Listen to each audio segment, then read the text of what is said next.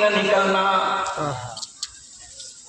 तो घर हमारी औरतों की इज्जत और हिफाजत का नजरिया है।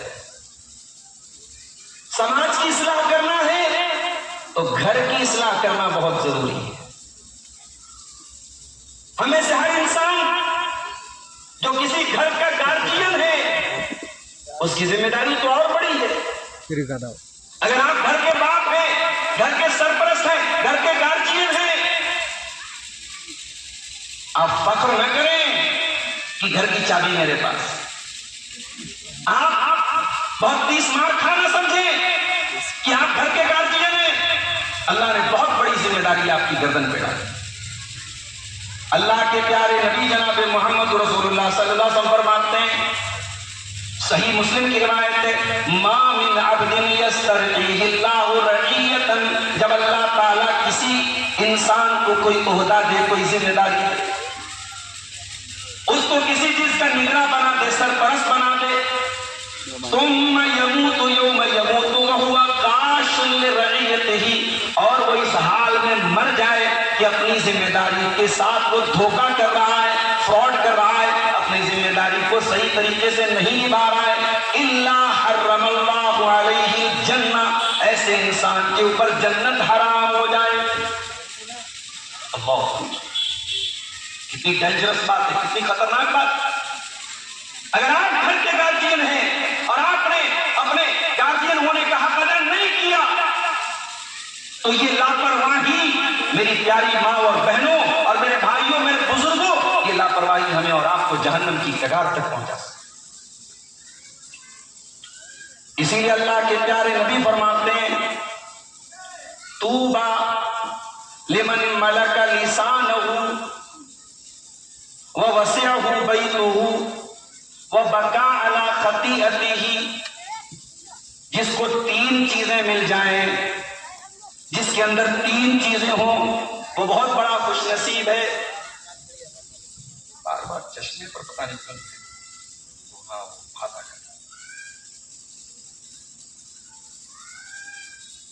तीन चीजें ऐसी हैं, अल्लाह के प्यारे नबी खुशखबरी दे रहे। तीन चीजें जिसको मिल जाएं वो बहुत बड़ा खुशनसीब है, बहुत खुशकिस्मत है वो इंसान। पहली चीज, लिमन मलका लिसानहु, जो अपनी जुबान को कंट्रोल कर ले, जुबान को कंट्रोल कर। मैं कहता हूं खानदान के आधे झगड़े खत्म हो जाएंगे, घर के आधे मसले खत्म हो जाएंगे। सास बहू का मसला, शौहर बीवी का मसला, औलाद और माँ बाप का मसला, भाई भाई का मसला, पड़ोसी पड़ोसी, बस जुबान पर कंट्रोल करो।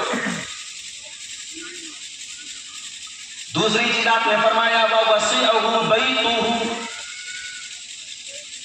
और इंसान का घर उसके लिए काफी हो जाए। क्या मतलब? यानी बिला वजह, बिला जरूरत घर के बाहर न रहे, घर को टाइम दे, घर वालों को टाइम दे। आज तो हम लोग घर में रह के घर वालों से बात करते हैं।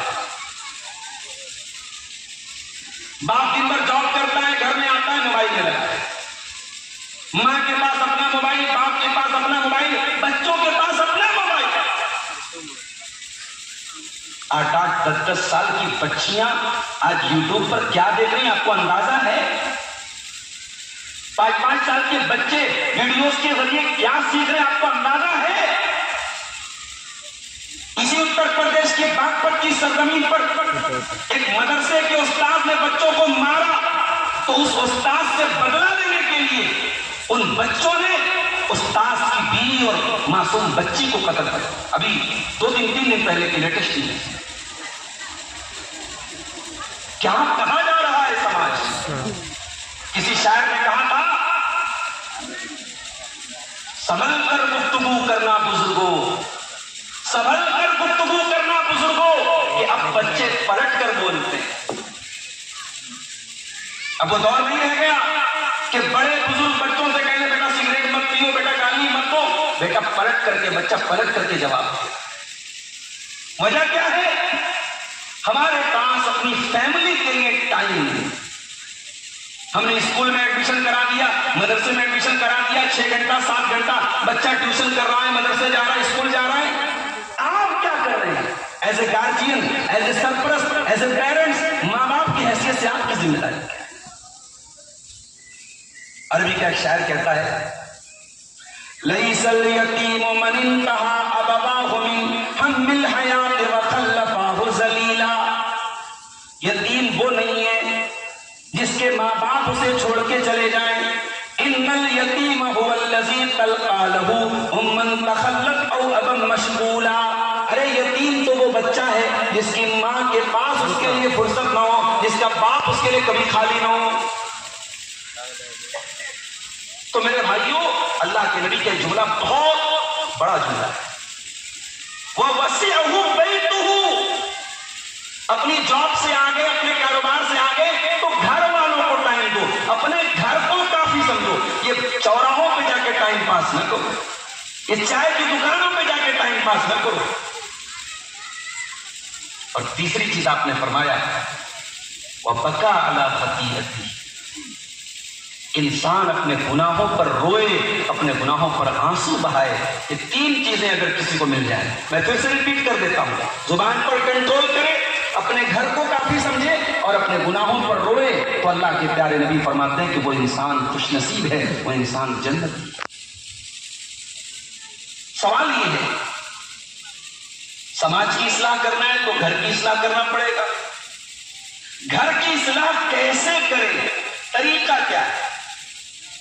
आइए हम कुरान और हदीस की रोशनी में कुछ तरीके आपको बताते हैं घरों की इस्लाह करने के। दुआ है रब्बे करीम हम सब के घरों को दीनदार घर बना दे, इस्लामी घर बना दे, नेक और साले घर बना दे, आमीन। सबसे पहली चीज, आप मर्द हैं, आपको कमाना है, जॉब करते हैं, बिजनेस करते हैं, मजदूरी करते हैं, कुछ भी करते हैं। 24 घंटे में आपका टाइम घर के अंदर कम गुजरता है। घर के अंदर ज्यादा टाइम किसका गुजरता है? ख़वातीन का गुजरता है, औरत का गुजरता है। इसीलिए औरत को घरवाली भी कहा जाता है, और औरत को घरवाली अल्लाह ने भी कहा। जी, अल्लाह ने भी औरत को घरवाली कहा है। आइए कुरान खोलते हैं, सूरह हूद में अल्लाह ने फरमाया, जब इब्राहिम अलैहिस्सलाम के पास फरिश्ते आए और कहा कि आपको बेटा होने वाला है, सारा के पेट से इसहाक पैदा होने वाले, तो हजरत सारा को बड़ा ताज्जुब हुआ। अलिदु अना अजूजुन व हाज़ा बाली शैखा, कहा कि ये तो बड़ी अजीब बात है, मैं 70 साल की बूढ़ी, ये 90 साल के बूढ़े, मैं भी बे औलाद, ये भी बूढ़े, हम दोनों को बेटा कैसे होगा? फरिश्तों ने क्या कहा? क़ालू अताजबीन मिन अम्रिल्लाहि रहमतुल्लाहि व बरकातुहु अलैकुम अहलल बैत इन्नहु हमीदुम मजीद।